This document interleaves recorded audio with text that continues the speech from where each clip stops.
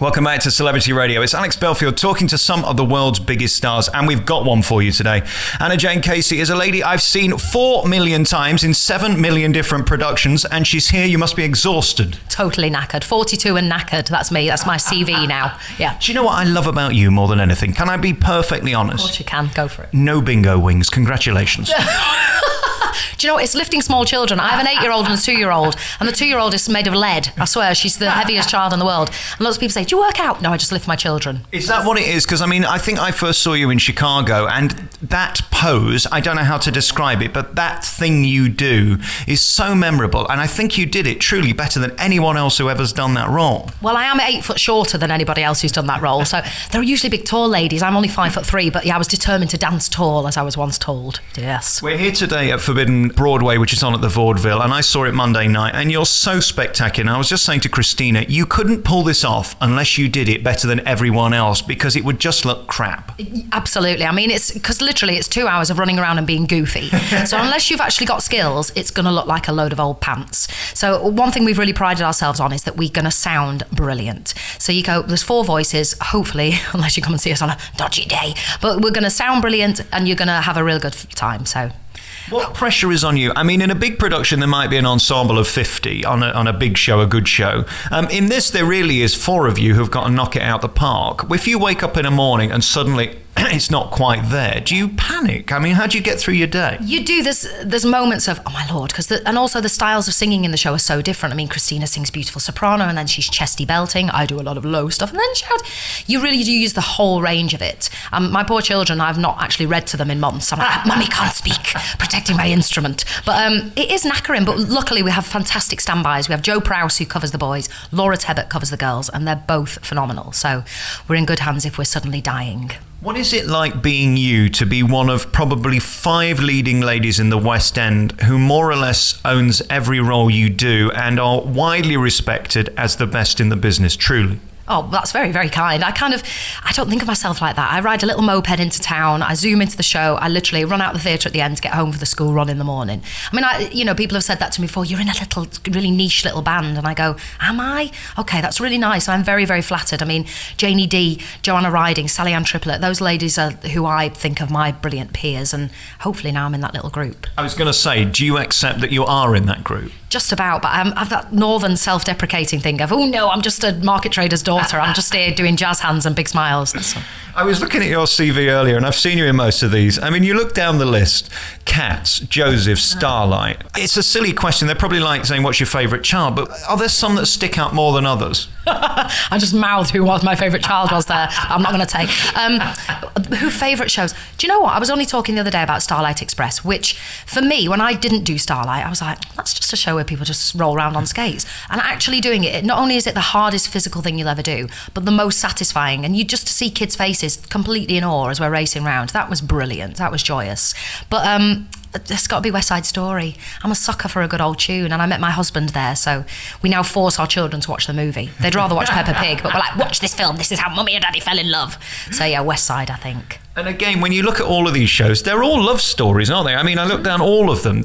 You can't have a musical that's a hit without 2 people falling in love and a third person and a triangle thing at some point in the show. Yeah. I mean, it is kind of a generic setup but it's the same with any play, really. I mean, if you're going to go and see the angstiest of plays, there's always a couple who are canoodling in the back. But musicals, I've got to say, I don't actually go and see musicals. Oh no, there's an admission. But I do like enjoying doing them because it is really satisfying and you get to meet some great people. Hang on, we can't just move on from that. So what is it? You find them boring, you don't like them? What is it? They're rubbish. They're 2 hours of the most dullest time you'll ever spend. No, they are. I mean, leave your brain at the door for most musicals and just enjoy like 2 hours of joy. Because let's face it, life's a bit of a pain in the bum sometimes, which I think why musicals are still very popular. Even the crazy modern new ones, Rent is really arty and fabulous. And You're in Town, which I saw not so long ago.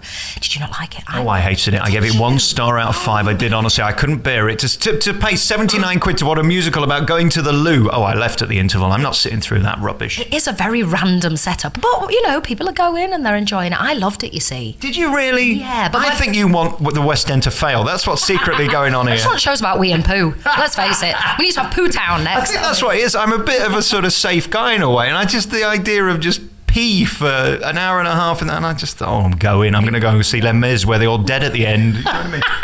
Where they all die under the arms of the French. But no, I really liked it. But still, once again, it's a story. It's a love story.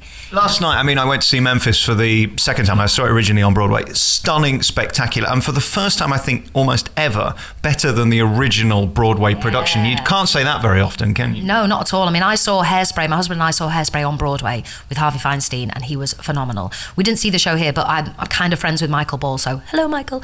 And he, I'm sure, was brilliant. But you're right. I think for the first time, London is kind of leading the way in musicals. Go London. And actually, it's funny you say that, because Memphis has got a lot of similarities between Hairspray. It's a story about race. It's a story about a TV show. Or you almost wonder if the producers had seen Hairspray before they came up with it, but there you are. I want to talk about that feeling when you do your 11 o'clock numbers, because you're queen of that, really. Nobody knocks them out the park like you do. And even in this show last week, there was a scene where that pin focuses on you. It's all about you. Is that terrifying or thrilling? A little bit of both. When you first do something, I've done the show before. I did the show in 2005 when it was first here at the Chocolate Factory, and then again in the summer, and now we've moved to the Vaudeville.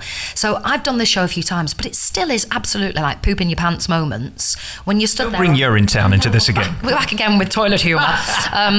There's real moments of terrifying stuff going on, and a lot of people at the moment go, "Oh, we saw you do the proms and you sang 'Don't Rain on My Parade' at the Albert Hall." Let me tell you, if you watch that video carefully, I'm twitching, I'm terrified. Because not only is it one of the most famous songs in musicals, there's 5,000 people looking at you going, yeah, go on then, dear, you show me. So it is really scary. And I think as you get older, you get more fearful as well. My kids run around and they jump off the top of a slide and they go, well, they scream loud and they're not fearful.